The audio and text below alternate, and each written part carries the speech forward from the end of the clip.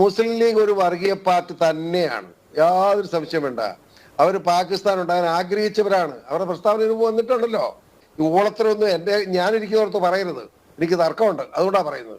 ഈ കേരളത്തിലെ അല്ലെങ്കിൽ ഇന്ത്യയിലെ മുസ്ലിം ആണോ അവൻ വർഗീയവാദിയാണ്.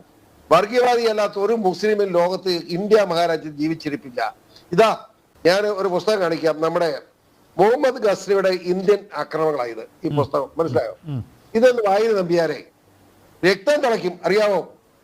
എത്ര ലക്ഷക്കണക്കിന് മുസ്ലിങ്ങളെ ഹിന്ദുക്കളെ കൊന്നൊടുക്കിയ, അല്ല ക്രിസ്ത്യാനികളെയും ഹിന്ദുക്കളെ കൊന്നൊടുക്കിയത് ഉമ്മാര് മുസ്ലിം രാഷ്ട്രം ഉണ്ടാക്കാൻ വേണ്ടി തുണിവെക്കി നോക്കുക, ഉടനെ വെട്ടുക.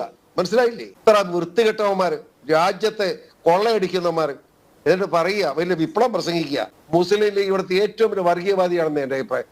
മലപ്പുറം ജില്ലയ്ക്ക് വേണ്ടി എന്തിനാ അവർ വാദിച്ചത്? ഇത് വർഗീയ കോമരങ്ങളാണ് ഇവന്മാർ. ഞാൻ പച്ചയ്ക്ക് പറയുന്നത്, എനിക്കൊരു മടിയില്ലെന്ന് പറയാം.